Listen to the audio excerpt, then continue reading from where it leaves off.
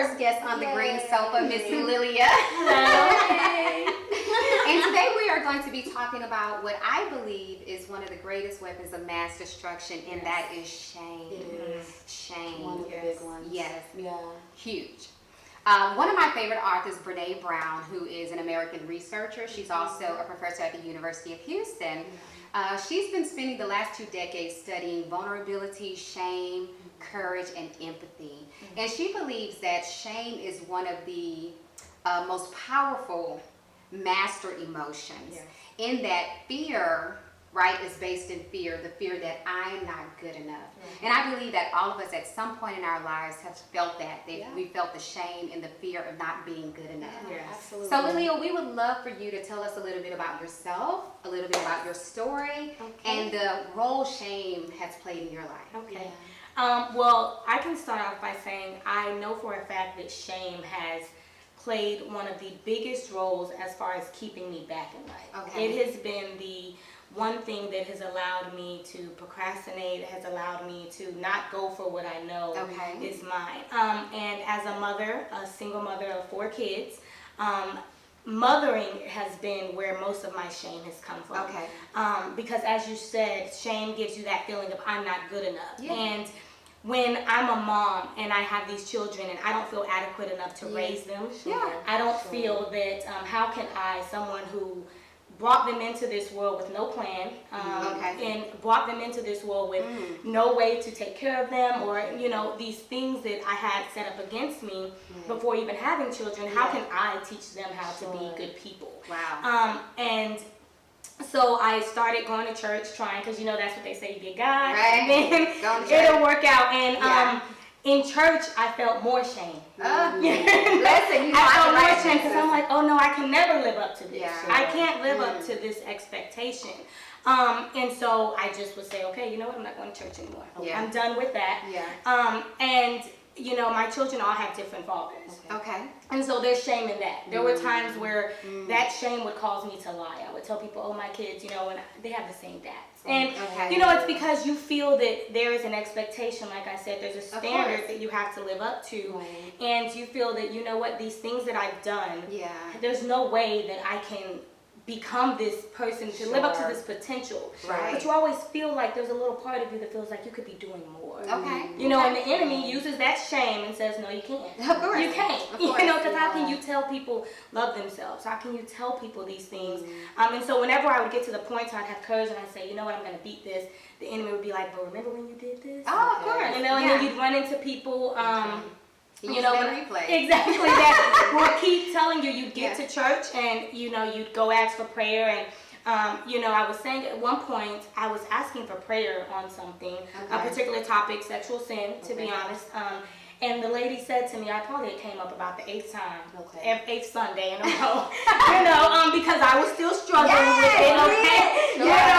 It doesn't just go away. And she said, baby, maybe you're just not ready to give your life to God. And in my mind, I'm like, but I am ready. That's why I'm coming. That's why I keep coming. And so that shame told me, you know what? You can't tell anybody else about this. You can't tell anybody else you're struggling. Keep it to yourself. And then I'd end up pregnant. So they're like, ma'am, we know that you're doing these things. But it's like, I can't come talk to you guys. I can't share because I feel like no one's going through it with me, and then no one's listening. No one's listening. And so one day I was in the mirror and I was in the middle of one of those, those times where you just feel like I'm just overwhelmed. I've had enough. I can't. This is sick not and tired of being sick and tired. Okay, and God said, you can't possibly think you're the only person going through this. You can't possibly think that, and I just challenge you to talk about it. And see what happens. So I did. I got on my Instagram, Facebook, and I just started talking about the things I was struggling with. And you'd be surprised at how many women were going through these same exact things. And that shame just started. The minute I started telling all my businesses, I like to say, is the minute the shame just started falling off. And that is a piece when that is no longer a weapon. Right. I cannot explain to you the type of peace that comes with that. Because the thing about it is when we tell our own story, we reclaim our power. Because the thing that happens is when we're in this space of shame and we're afraid of being found out, any of those individuals who are not of our highest good, who want to manipulate and control us for their own needs or desires or benefit, it's those things like, oh, Lily, I hated somebody were to find out about you don't want anybody to find out, you know. But when you tell your own story, this is what it is. This is what I did. These are the lessons I learned. This is the redemption. And now what? Because you have regained your power. So that is huge. Now, one of the things that you're saying is that before you started to then just basically make up stories, just like, because due to the shame, and you're like, I didn't have anyone I could speak to. And one of the things that we know is that we often repeat cycles and patterns. And so one of the questions that I wanted to ask you is, what did you observe with your mother's or your father's romantic relationships growing up? And did you see any similarities in your life manifesting your life? Well, I followed the blueprint of my mom's life. She also had multiple children's fathers. She had us really young, 15, 16. So you know what comes with that is you're a child trying to raise children. You know, you didn't plan them. So you have to, when we don't plan our children, we don't have a plan for them.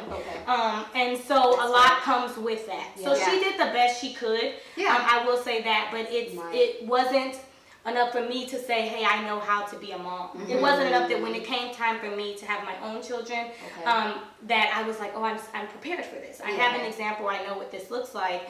And so even with her romantic relationships, I always felt like when I was a child, I felt like she doesn't love herself.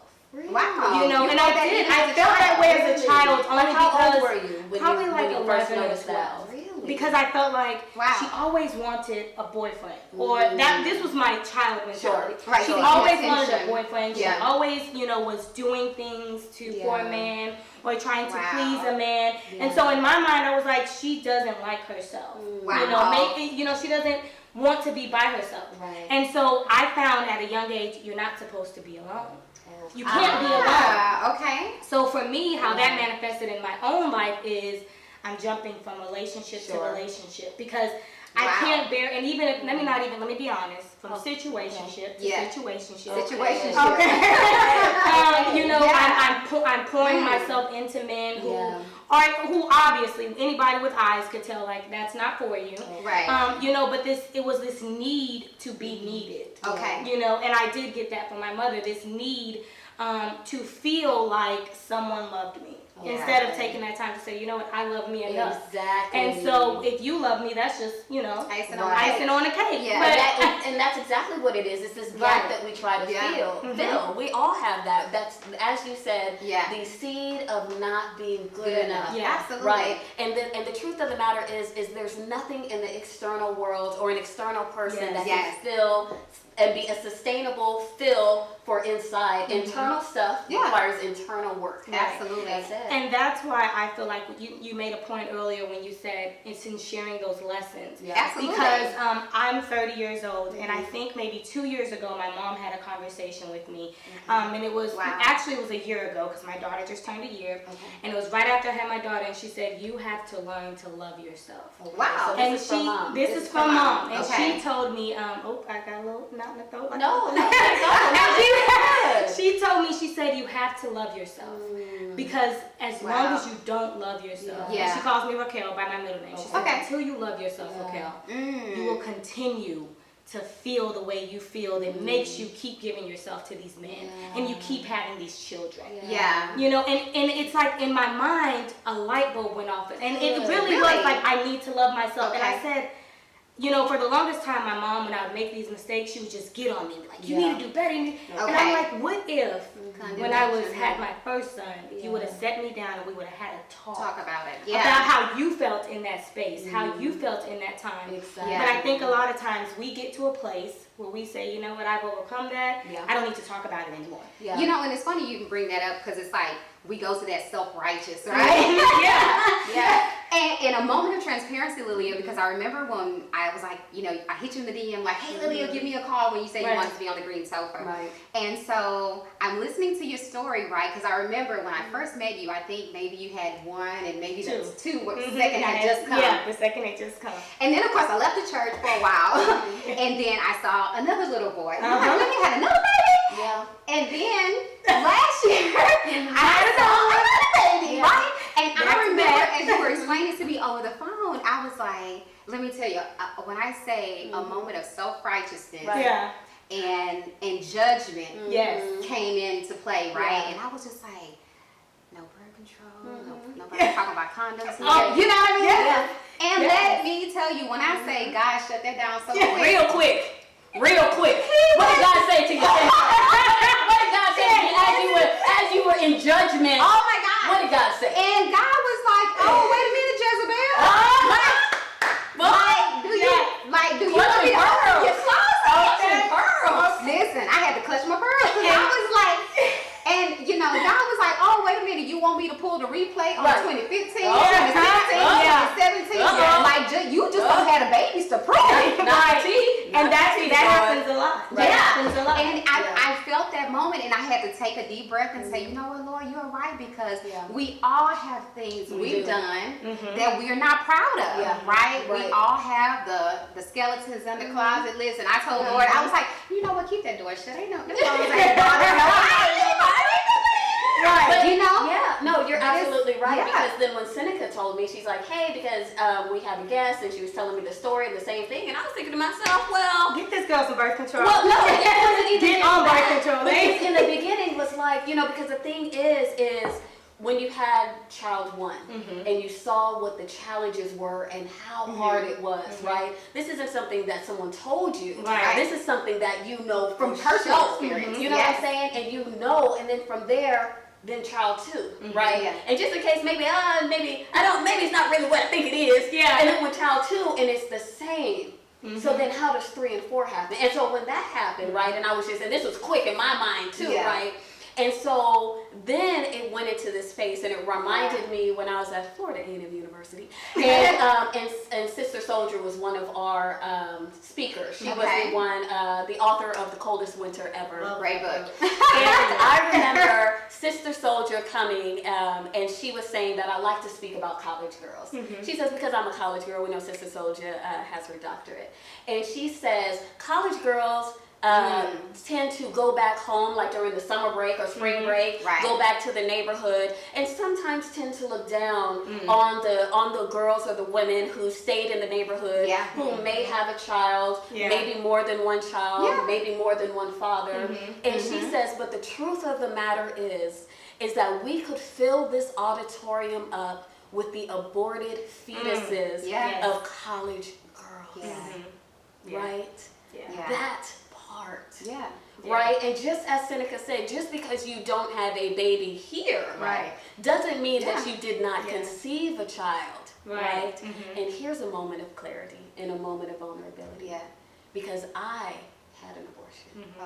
Right? And I remember, and now there's only 5 people who know this story. So this is exclusive. This is exclusive. And it wasn't that I wanted to, but I felt I had to. Wow. Meaning that because I made a vow when I was a child to break the family cycle. See, my grandmother wasn't married to my grandfather. My mother wasn't married to my dad. And so I made a decision early to break that cycle. So here I am in grad school, in love with a gentleman. We were in a monogamous romantic relationship, conceive a babe. This is a love space, you know, all of this. But I was like, I'm in grad school. I ain't come to Florida A&M University to have a babe. I can't do that. I can't disappoint my family. You know? Like this. And I remember, and my mother and I are very close, right? In non-judgmental. My mother's a non-judgmental woman. And I remember calling home and telling my mother this. Wow. And to hear not judgment, but the disappointment.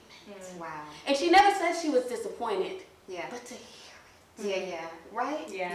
And so I remember, right, so then I remember speaking to my sister friend Luna. Hey, Luna. And Luna at the time was pregnant, Okay. big and pregnant. Okay. With her first child. And I, of course, had to go to the center to have the abortion, which I didn't want to have, but, Right. you know, just felt I needed to have it. And, Okay. you know, the guy, now mind you, he was in the street, so he was probably running from the feds. Yeah. He was actually on the run. Not like how Jay-Z and Big make all that commercial back. They on the run? No, No, he right. was really on the run. Right. From the feds. Mexico. From the feds. Yeah. That's what he was doing. My family, listen, my grandmother did not come to this country Yeah.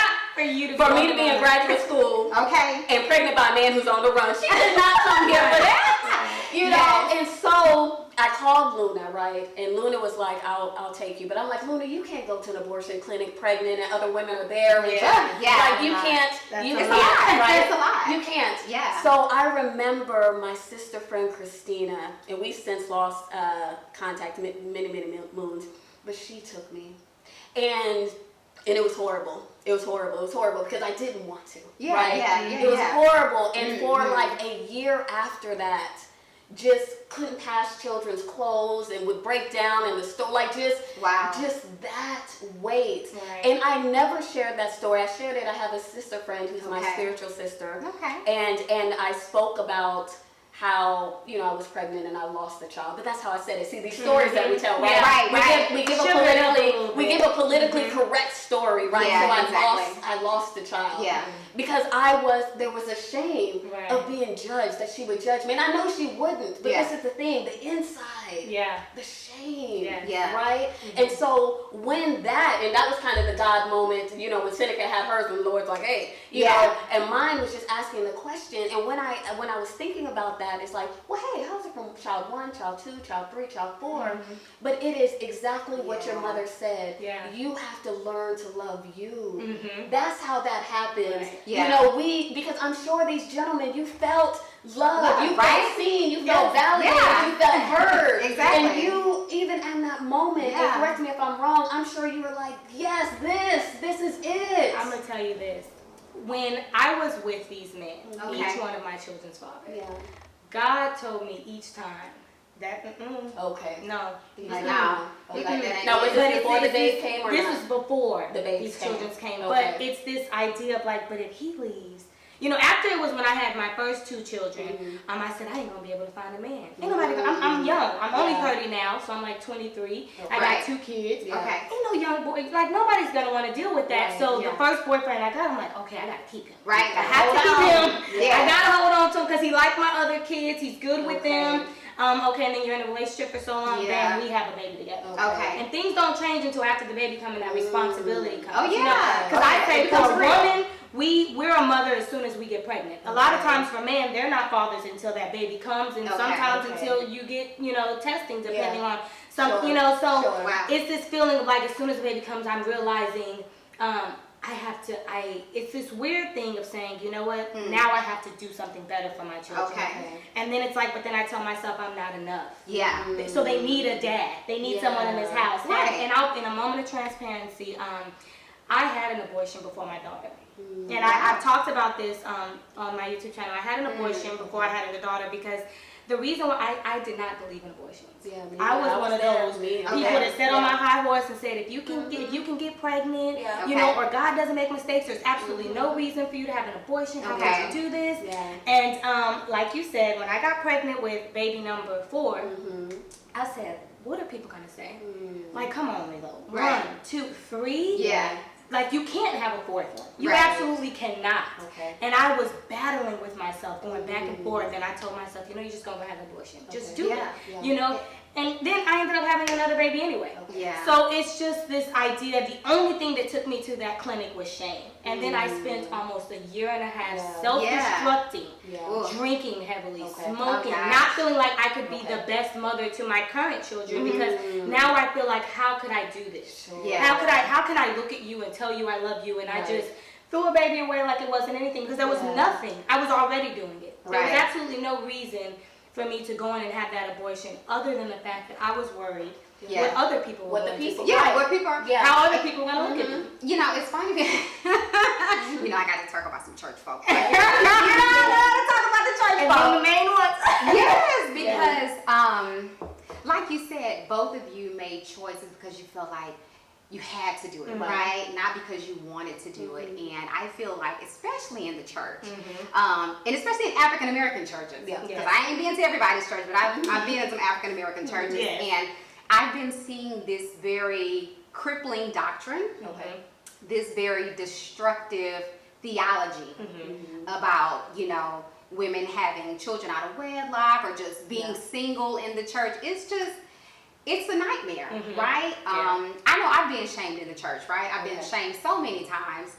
Don't be a single black woman, have a degree, and halfway cute. You know what I mean? They looking at you like you Jezebel, you a threat. Now, did you feel this in all, because you've been to more than one black church, have you felt this in all the black churches? Not all of them, but probably 95%. You know what I'm saying? A very large majority of them, I have felt like that, where if you're a single woman, you know, you're viewed as a threat. Or, you know, I've been to churches where they didn't let singles serve in leadership. Oh, really? Oh, yeah. Really? They wouldn't let singles serve in leadership. But it's just because, see, the thing is that we keep on perpetuating this narrative that, you know, if you're a single woman or whatever, you know, something's wrong with you. But is it the same if you're a single man? No. I don't think so. I don't believe so. Now, I've talked to guys who've said, you know, oh, well, you know, guys kind of get it too, but I think it's different, right? Because women, we're worried about our biological clocks, and we've got this window of time. But guys, you know, they can pump out babies today, 80, 90 years old. You know what I'm saying? They keep making sperm versus we're born with a certain number of eggs, and that's all we get. But I just think we have to change this narrative, especially in the church, because like Lydia said, instead of running to the church when something is happening, we're running away from the church, because that's where I tell you the biggest hypocrites are the church. But the thing is, Lilia was in church, and she actually took it to church, and she was honest and transparent, because she says, even though she didn't grow up in the church, and she said this offline, but she said even though when she didn't grow up in the church, she believed that the church was a place that you can be vulnerable, you can be transparent, you can be courageous. So that's why when they said come up for prayer, she went up there 8 times, and the same thing that she was still challenging with, struggling with, and as a therapist, that's what I know. You don't go to one therapy session and that's it. No, it's a process. You're in therapy for however long it takes, based on what that emotional wound is. Exactly. And I think it's because one thing that how I've started to overcome it, and I say started because it's something that you have to it's because I realize it's a process. I realize you have to face it head on. And when you're in church, sexual sin is not something that's really talked about in a way that makes you feel like, oh, I can tell you that, hey, last night, you know, he called and I was out there. You know, it's like, it's not something that can be addressed head on. Even preparing our children for sex is not something that's discussed in the church. It's something like, hey, you're married, and this is the thing. But when you tell someone that, so what happens when I don't? When I do it, I'm not married. Because I feel like, you know, and you know, me and Lily have been in church all our lives. It's like, and Misha, you've been in church for a long time as well. It's like,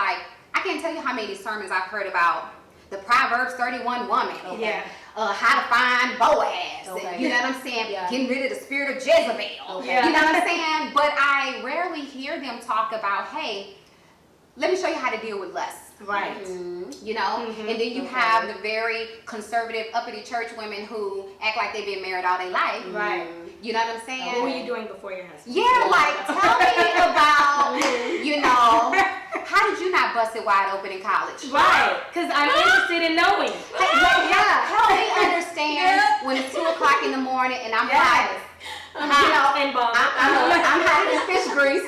You know what I'm saying? How do I keep it under wraps? Nobody's talking about that. You know what I'm saying? Because nobody acts like that's something that's because we're just dealing with the sin after the fact, right? How about we start dealing with it before she has to go in for an abortion, before she gets pregnant? Like, let's have those conversations. Because I don't know about you, but the churches I grew up in, I mean, that was not a conversation. Nobody was talking about sex. All it was sex is bad till you get married. Then it's the best thing ever.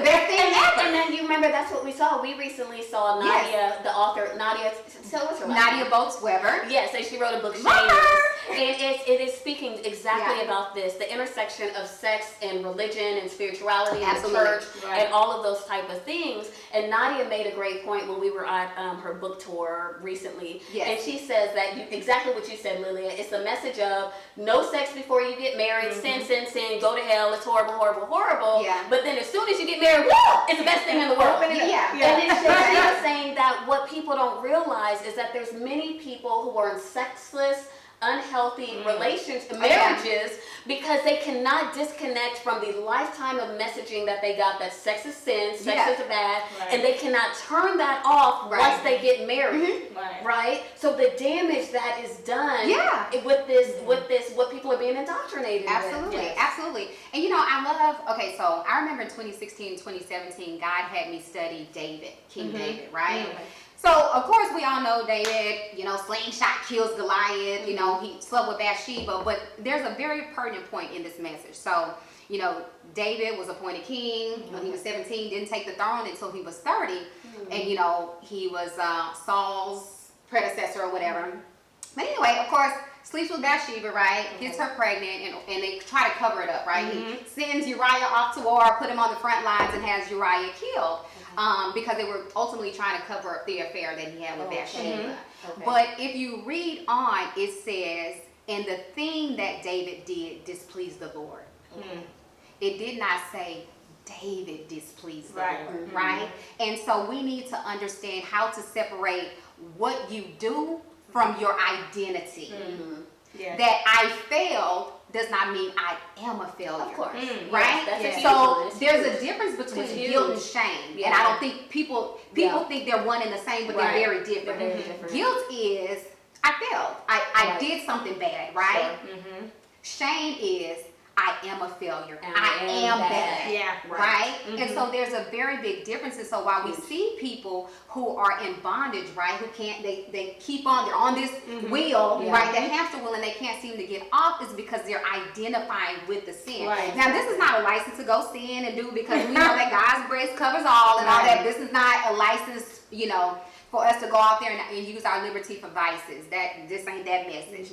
But I'm saying that when we teach people how to not identify with that thing, to learn how to forgive ourselves, right? Because it's easy to forgive most people. I think the hardest part is forgiving ourselves, right? From the things that we've done. And learning, like, I know I've read that message 1,000 times, but it wasn't until recently that I saw that, right? Because when you're in different points in your life, you see things very differently. And so when I saw that, I was like, gosh, that makes so much sense. It said that David, that God was displeased by what he did, but it didn't mean that he was displeased by him. Because I remember I was thinking to myself, like, how is this man a God's after his own heart, but he didn't, had an affair, he had the woman husband killed, you know what I mean? Exactly. But God was looking at the heart. Right? And that's a lot of times what we don't see. We see what's on the exterior, but we don't see people's heart. And I think that's an important part to realize is that shame is not associated with God.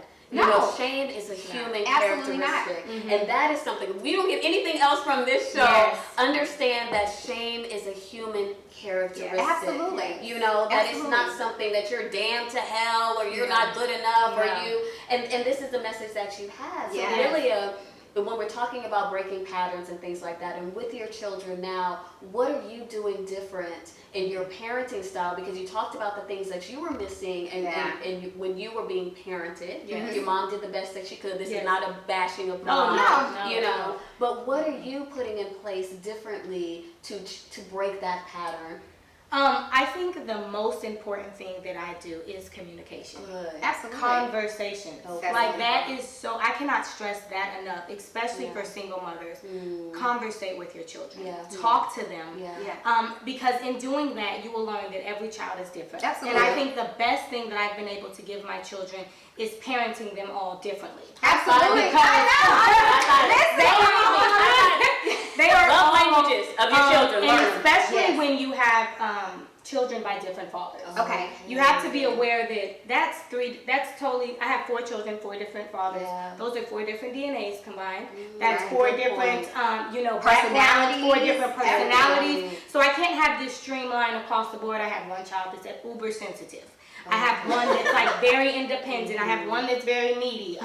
So you have to know, one of the things that I feel like as a parent, that I'm winning on, and ladies, it's okay to tell yourself that you're winning. You're winning. You're winning. That I'm winning on is communication, and not feeling like, especially when this light bulb went off that said you're enough. If you never find a husband, God gave you those children because He already knew you were enough to parent them. And I said to myself, before I'm so pressed to have a man in this house, the best thing I can give my children is to be able to say they grew up in an emotionally healthy environment. Listen, my language. Okay. Emotional health is my thing. You know that. Really, you're hitting all kind of buzzwords right here. You know, that's it. Really, you're hitting all kind of buzzwords.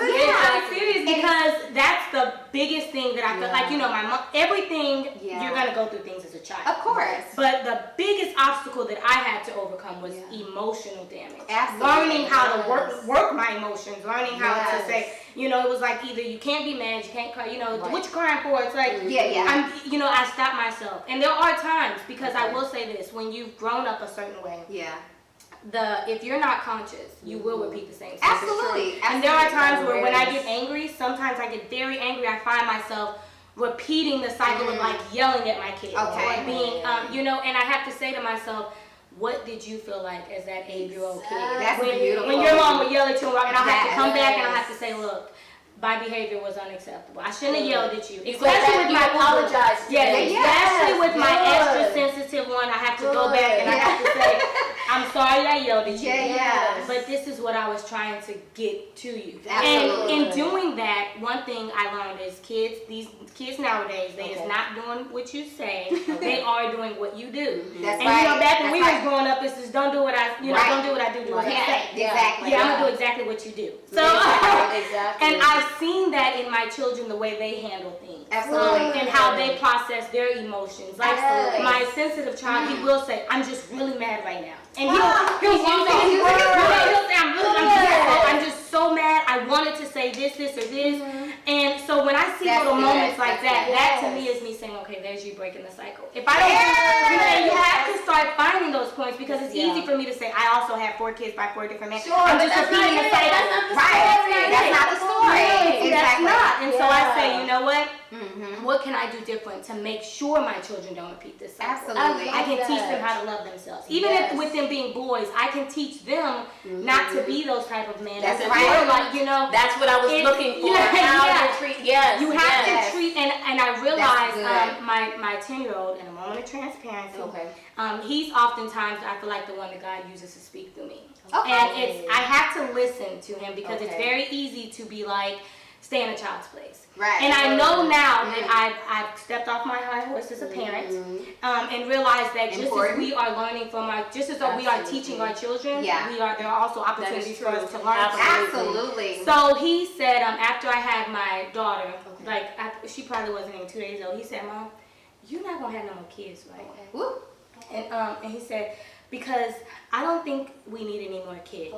Because I want more time with you. And he was like, and he said, I know you can't give it to me, but if you have more kids, then I'll never get time. And it's in those moments where you could easily be like, stay in a child's place. That's a God. You know, or you can get very sad on yourself and cry. And I looked at him and I said, I can make that vow to you. I can make that promise to you. And I said, and I have to be more conscious and say, okay, I have to spend these times with him. I have to do these things. So that's the biggest thing I feel like I do as parents. I listen and I communicate, and I can step down and say, you're wrong. Because there's no book to this. That's right. We're found in a manual. You know, you can't tell me how to parent my child. I can't tell you how to parent my child. And you know, we love to shame each other as mothers. We love to say, you know, I wouldn't do that with my child. I wouldn't do that with. You have to understand, children, like I said, are different.